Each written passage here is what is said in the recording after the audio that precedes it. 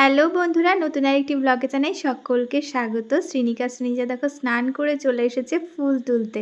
এ দেখো কতগুলো ফুল তুলে নিয়েছে। আমাদের বাড়িতে কিন্তু এইরকম অনেকগুলো ফুলের গাছ রয়েছে, যেখানে সাদা ফুল ফোটে, জবা ফুল ফোটে, আরও অনেক রকমের রয়েছে। কিন্তু পুজো দেওয়ার জন্য কিন্তু এই ফুলগুলোই আমাদের বেশি লাগে।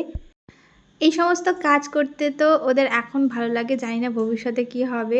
এখন তো পুজো আমি যদি শুনে যে আমি পুজো দিতে আসছি, তাহলে তো ঘরে যেখানেই থাকুক না দৌড়ে চলে আসে, ওরা পুজো দেবে আমার সাথে সাথে থাকে। ওতে আমার সময় কিন্তু বেশিই লাগে পুজো দিতে।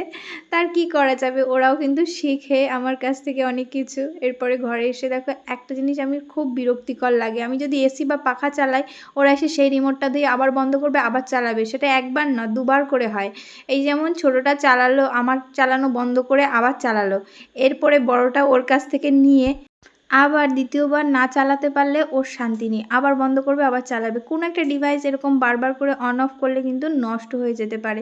সেটা তো আর ওরা বুঝবে না, ওরা বুঝবে যে এইরকম এটা ভালো লাগে ওদের, সেই জন্যই এটা করে। দেখো আমার কিন্তু এগুলো একদমই পছন্দ না, তারপরেও কিছু করার নেই। দুজন যখন সহ্য তো করতেই হবে। এখানে আবার দুজন মিলে বসেছে একটু বই খাতা নিয়ে। তা বই খাতা নিয়ে বসলে কি হয়েছে, ওদের ভিতরে সব কিছুই চলতে থাকে। ভালোবাসাও যেমন হতে সময় লাগে না ওদের দুজনের মধ্যে, আবার গন্ডগোলও কিন্তু হতে সময় লাগে না। এই দুজনে দেখো ইরেজার নিয়ে কেমন ঝামেলা করছে, ও ওকে মারছে, ও ওকে মারছে অকারণে, কোনো কারণ ছাড়াই। ওদের গন্ডগোল করার জন্য কোনো কারণ দরকার হয় না, এমনিতেই ওরা রেগে যায় একে অপরের পর, আবার এমনিতেই ভালোবাসা জেগে ওঠে ওদের মনের মধ্যে। অনেকক্ষণ ধরে বিরক্তি করছিল ছোটোটাকে, যার জন্য কিন্তু ছোটোটা রেগে মেগে দুটো থাপ্পড় মারলো। এরপরে যে ভিডিওটুখানি দেখতে পাচ্ছ, এটা হচ্ছে পরের দিন সকালবেলায়।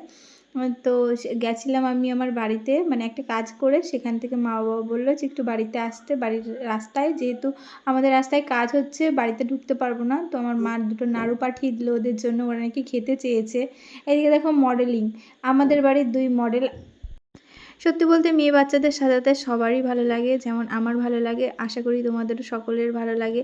আর পুতুলের মতন আমার সবসময় মনে হয় যেন আমি আমার মেয়েদের একটু পুতুলের মতন সাজিয়ে রাখি।